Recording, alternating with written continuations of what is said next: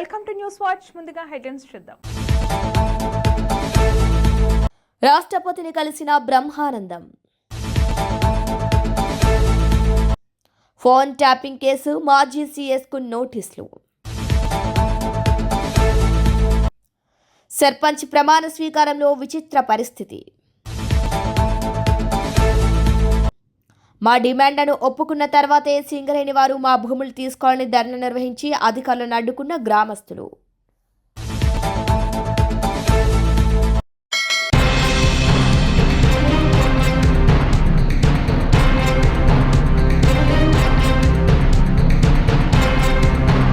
Phone tapping కేసులో కీలక పరిణామం చోటు చేసుకుంది. తెలంగాణ మాజీ సీఎం సోమేష్ కుమార్ మాజీ ఇంటెలిజెన్స్ చీఫ్ నవీన్ చంద్కు సిట్ నోటీసు పంపింది. జూబ్లీహిల్స్ పిఎస్లో విచారణకు హాజరు కావాలని ఆదేశించింది.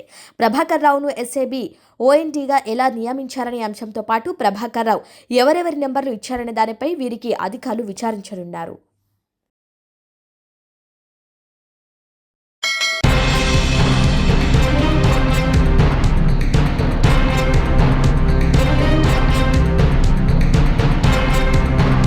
ఆదోని జిల్లా కావాలని ఆలూరు నియోజకవర్గంలో జేఏసీ నాయకులు పట్టు వదలకుండా ఆదోని జిల్లా కోసం పోరాటం చేస్తున్నారు. ఆదోని జిల్లా అయితే జిల్లాకు కంపెనీలు వస్తాయి, చదువుకున్న యువకులకు ఉద్యోగాలు వస్తాయి, 4 నియోజకవర్గాలు అభివృద్ధిలోకి వస్తాయని పోరాటం చేస్తున్నారు. జేఏసీ నాయకులు ఆస్పరి మండలం జనసేన పార్టీ మండల కార్యదర్శి వీరేష్ యాదవ్ మాట్లాడుతూ ఆదోని జిల్లా అయితే ఎలా ఉంటుందో చెప్పారు.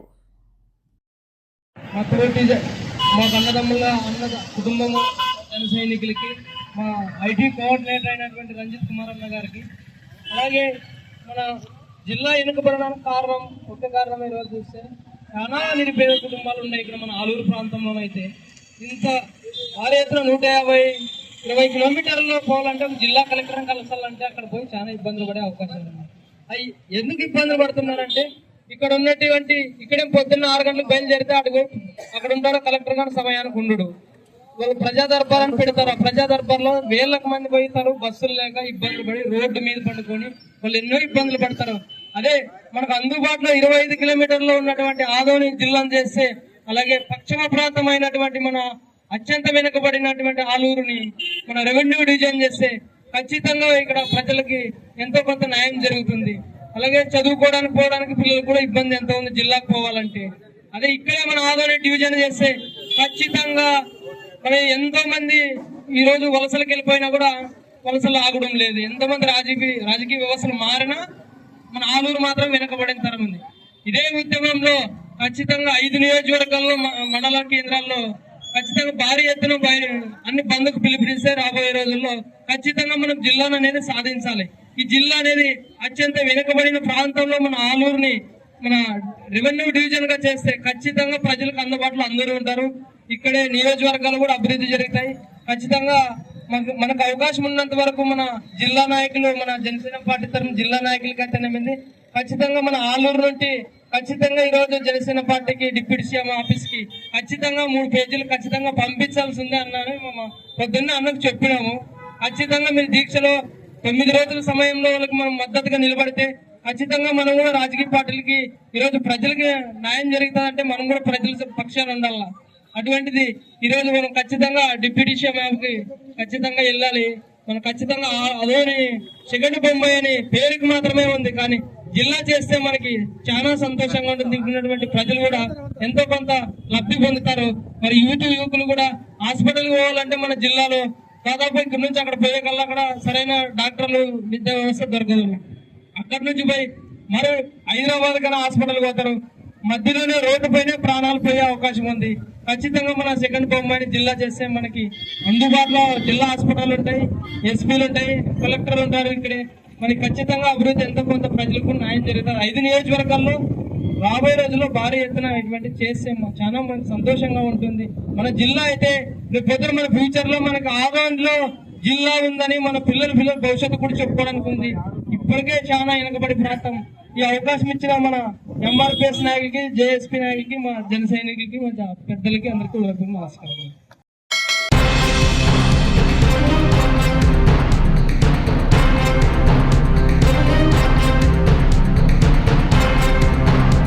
వేములవాడ నియోజకవర్గంలోని పలు గ్రామ పంచాయతీల్లో పండగ వాతావరణంతో జరుగుతున్న సర్పంచ్ ఉప సర్పంచ్ వార్డు సభ్యుల ప్రమాణ స్వీకారాలకు ప్రభుత్వ విప్ వేములవాడ ఎమ్మెల్యే ఆది శ్రీనివాస్ హాజరై సర్పంచ్లను వార్డు సభ్యులను అభినందించారు. ఈ సందర్భంగా ఆయన మాట్లాడుతూ నూతన సర్పంచ్లకు శుభాకాంక్షలు తెలిపారు. బీఆర్ఎస్ అధినేత కేసీఆర్ మాటలు పసలేని ఆరోపణలు కేసీఆర్ అవుట్డేటెడ్ క్యాండిడేట్ అని విమర్శించారు. 10 సంవత్సరాలు రాష్ట్రాన్ని విధ్వంసం చేసిన కేసీఆర్ ప్రజలకు క్షమాపణ చెప్పకుండా అసెంబ్లీకి రాకుండా జనంబాట పడుతున్న అనటం విడ్డూరమన్నారు. లోక్సభ స్థానాల్లో ఒక్క సీటు కూడా గెలవని బీఆర్ఎస్ జూబ్లీహిల్స్ ఎన్నికల్లో 3వ స్థానానికి పడిపోయిందని, పంచాయతీ ఎన్నికల్లో అధికార పార్టీకి 51% ఓట్లు వస్తే బీఆర్ఎస్ కేవలం 25% పోలయ్యాయన్నారు. మహబూబ్ నగర్ ఎంపీగా గెలిచిన కేసీఆర్ ఏం చేశాడని, కాళేశ్వరం ప్రాజెక్టును కూలేశ్వరం ప్రాజెక్టుగా మార్చిన కేసీఆర్, కృష్ణా జిల్లాలో వాటాను కేసీఆర్ ప్రభుత్వం సాధించకుండా అప్పనంగా ఆంధ్ర ప్రభుత్వానికి కట్టబెట్టారని విమర్శించారు. ఈ రోజు మీ ఇంట్లోనే కలహాల కుంపటి ప్రారంభమైంది. పీసీసీ అధ్యక్షుని హోదాలో రేవంత్ రెడ్డి మీరు చేసిన కబ్జాల గురించి ఆరోపిస్తే మీ కూతురే అవి నిజమంటోందని శ్రీనివాస్ అన్నారు.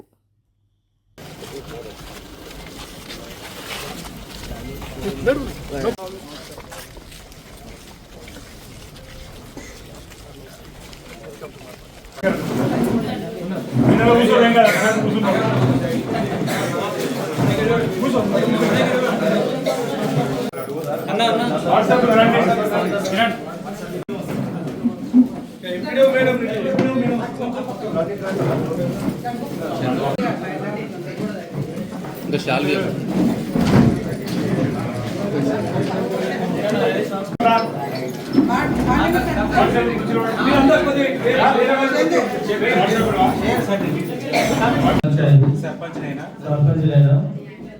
దొబ్బల మల్లేశం అన్నేను శాసనం ద్వారా ఏర్పాటు చేయబడిన భారత రాజ్యాంగం పట్ల నిజమైన నమ్మకం మరియు విధేయతను కలిగి ఉండి నేను స్వీకరించబోతున్న విధిని నమ్మకంగా నిర్వహించదగినది భగవంతుని పేర సత్యనిష్టతో ప్రమాణం చేయించున్నాను.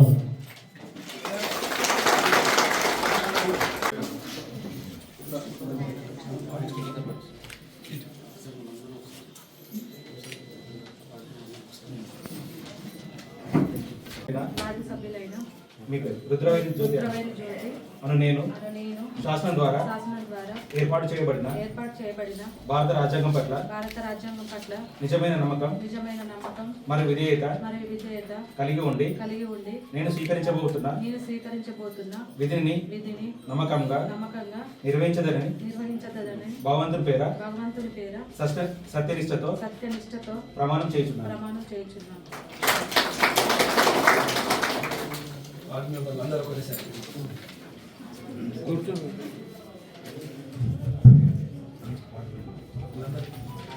వార్డు సభ్యుడైనా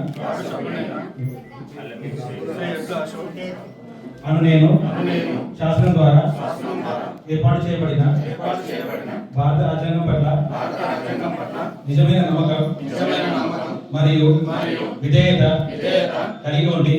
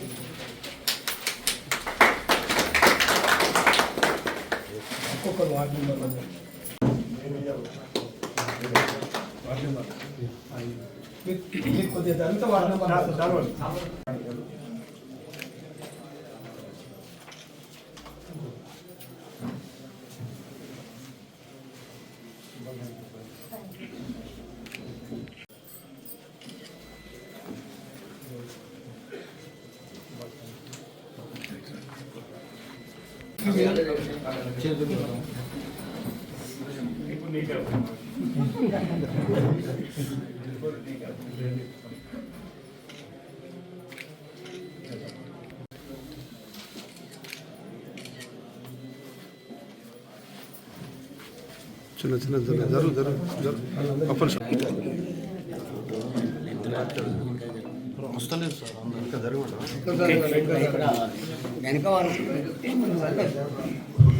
గారు ఉప సర్పంచ్ గారు జ్యోతి గారు అదేవిధంగా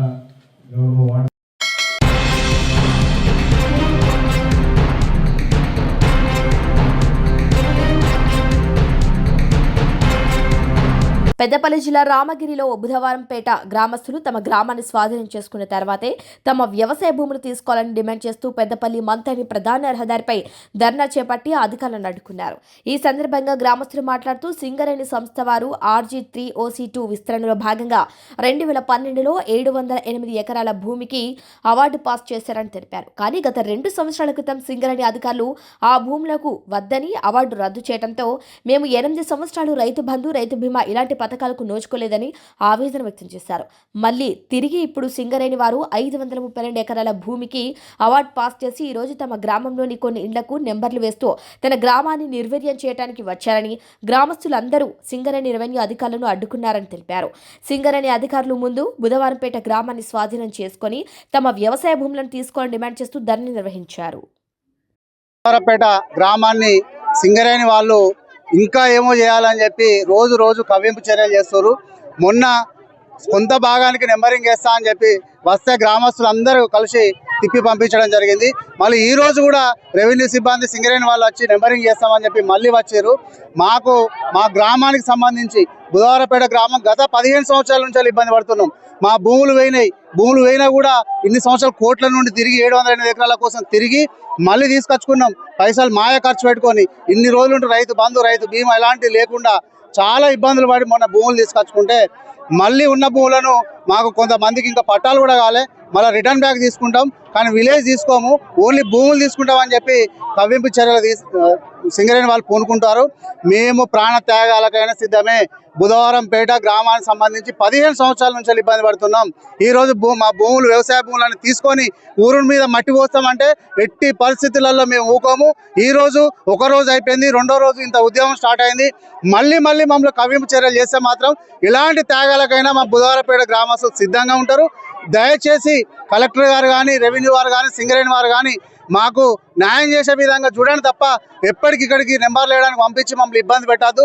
బుధవారంపేట గ్రామ పంచాయతీ కాడికి వచ్చి అక్కడ మీటింగ్ పెట్టి ఫస్ట్ నెంబర్ అక్కడ స్టార్ట్ చేసి అక్కడి నుంచి మా ల్యాండ్స్ ఎంత తీసుకుంటారు, మాకు పరిహారం ఏ రకంగా ఇస్తారు అనేది గ్రామ పంచాయతీ కాడ మీటింగ్ పెట్టి మాట్లాడి అక్కడి నుంచి స్టార్ట్ చేయాలి తప్ప ఇప్పుడు సిద్ధపల్లకే కొంత భాగానికే నెంబర్లు వేసి ఈ ఊరిని తీసుకొని ఊరి మీద మట్టి పోస్తామంటే మేము వట్టిగా ఊరుకునేది లేదు. దీని మీద మేము చాలా సీరియస్గా ఉంటాం. గ్రామస్తులందరూ ప్రాణ త్యాగాలకైనా సిద్ధంగా ఉన్నాం. జిల్లా రామగిరి మండలం మాది బుధవారంపేట రామేపల్లి గ్రామ పంచాయతీ.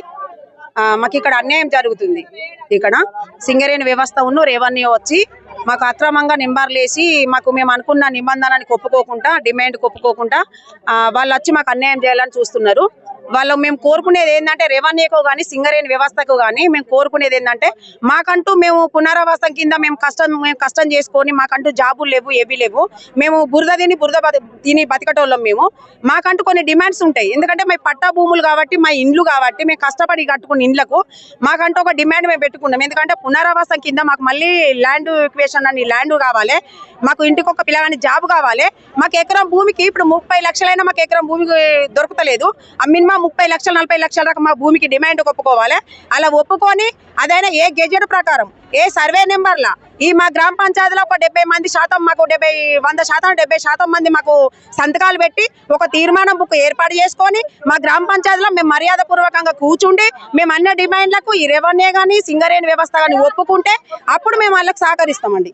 కానీ మాకు అన్యాయంగా, దౌర్జన్యంగా మాకు అన్యాయంగా తీసుకొని మా మీనికి ఇలా వచ్చి బెదిరిస్తూ, ఎందుకంటే మేము కూలి పని చేస్తున్నాం. మొన్న ఒకసారి వచ్చేసిరు, మొన్న మేము చెప్పేళ్ళు కొట్టాం, ఇవాళ వచ్చిరు, మళ్ళీ రేపు వస్తామంటారు, ఎల్లుండి వస్తామంటారు.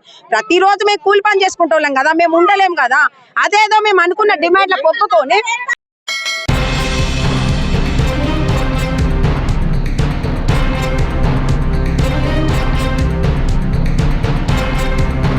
తిరుమల తిరుపతి దేవస్థానం నుంచి కొండగట్టుకు 35,19,00,000 నిధులు మంజూరు చేశారు. కొండగట్టు అభివృద్ధి కోసం అంజన్న భక్తుల సౌకర్యార్థం 96 గదుల భారీ సత్ర నిర్మాణానికి తిరుమల తిరుపతి దేవస్థానం ద్వారా 35.19 కోట్ల రూపాయల నిధులను కేటాయించడం జరిగింది.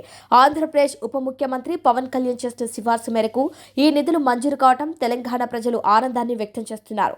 కొండగట్టులో రోజు పెరుగుతున్న భక్తులకు ఎలాంటి ఇబ్బందులు లేకుండా అన్ని సౌకర్యాలు చేశామని, ఆలయ ప్రాంగణంలో భక్తుల భక్తుల వద్ద అధిక డబ్బులు వసూలు చేసే వారిపై కఠిన చర్యలు ఉంటాయని అంటున్నారు కొండగట్టు ఈవో శ్రీకాంతరావు.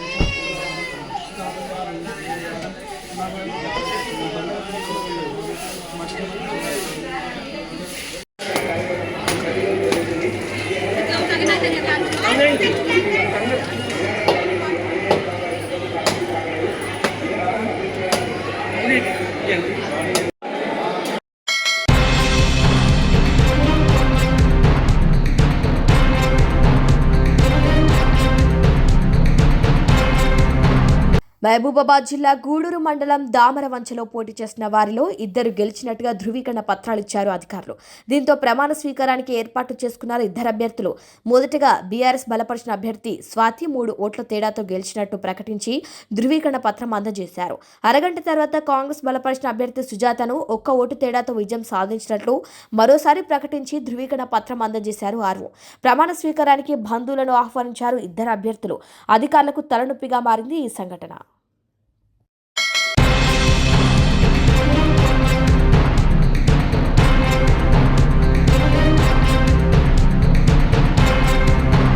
టాలీవుడ్ హాస్య నటుడు బ్రహ్మానందం భారత రాష్ట్రపతి ద్రౌపది ముర్మును మర్యాదపూర్వకంగా కలిశారు. ఆదివారం హైదరాబాద్ బొల్లారంలోని రాష్ట్రపతి నిలయంలో రాష్ట్రపతిని శాలువాతో సత్కరించి తన అభిమానాన్ని చాటుకున్నారు. తాను స్వయంగా గీసిన ఆంజనేయ స్వామివారి చిత్రపటాన్ని రాష్ట్రపతికి బహుకరించారు. రాష్ట్రపతిని కలిసి గౌరవించడం పట్ల బ్రహ్మానందం అభిమానులు ఆనందం వ్యక్తం చేస్తున్నారు.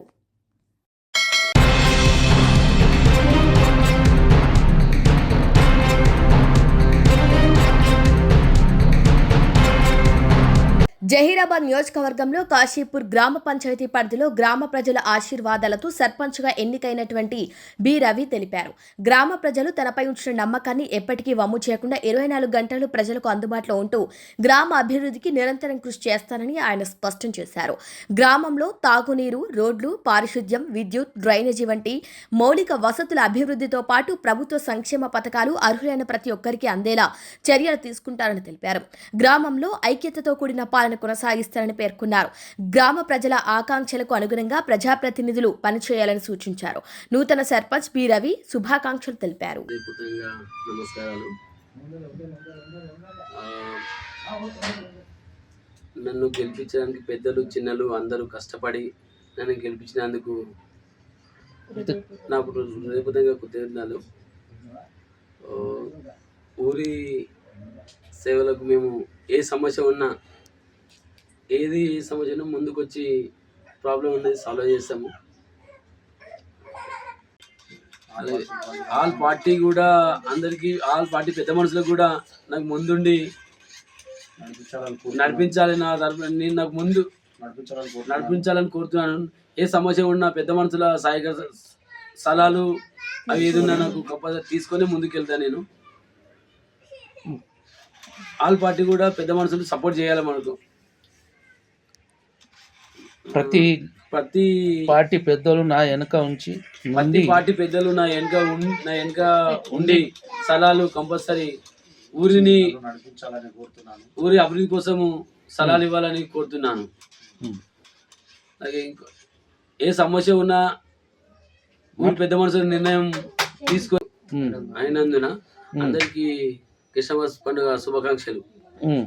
అలాగే ప్రతి ఇంటి గడప గడపకి పేరు పేరున అందరికి ప్రతి ఊరి నూతన సంవత్సరం క్రిస్మస్ పండుగ గురించి అందరికి శుభాకాంక్షలు. అలాగే న్యూ ఇయర్ గురించి కూడా ముందు అడ్వాన్స్ గా అందరికి హ్యాపీ న్యూ ఇయర్.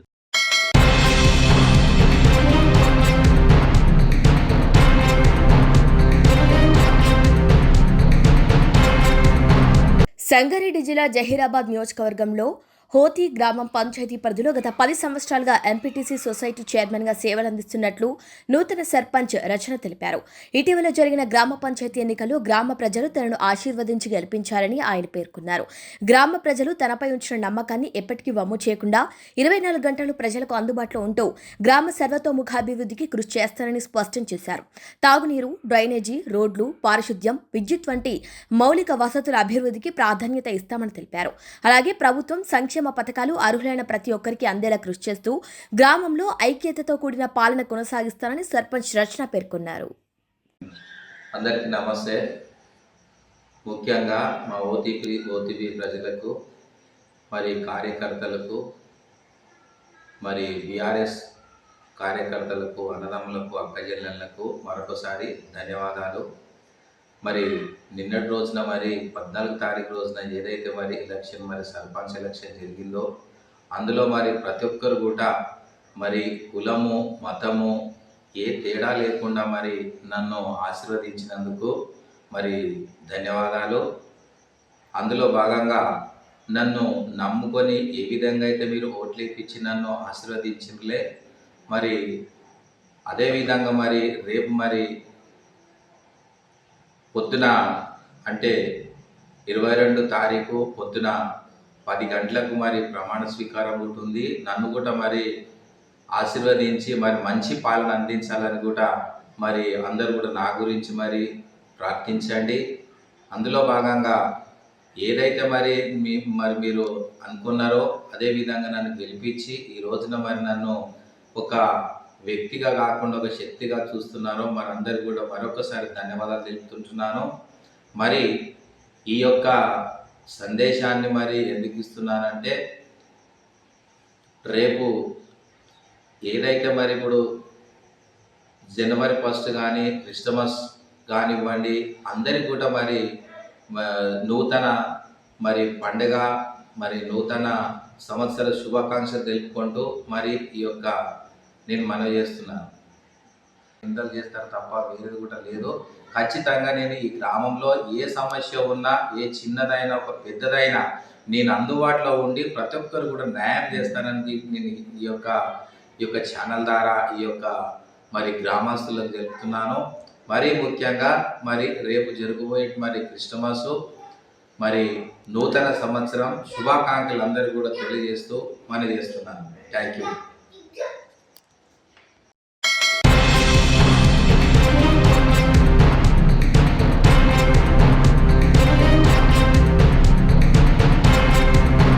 బులెటిన్ ముగించే ముందు హెడ్లైన్స్ మరొకసారి.